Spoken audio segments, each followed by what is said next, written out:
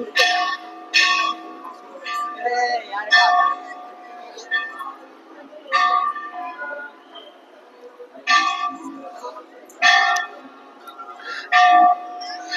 আজকে চারধাম দর্শন করতে এসেছি।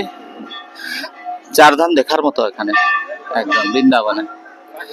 চারধাম না দেখে আপনারা অনুভব করতে পারবেন না বৃন্দাবনের চারধাম এত সুন্দর মন্দির হয়েছে, দেখার মতো। পুরো চারধামের ভিডিও আপনাদের আমার চ্যানেলে থাকবে, আপনারা দেখতে পারেন। তাপস মহারাজ নামে চ্যানেল আছে, চ্যানেলটা দেখতে পারেন। খুব সুন্দর লাগছে চারধাম।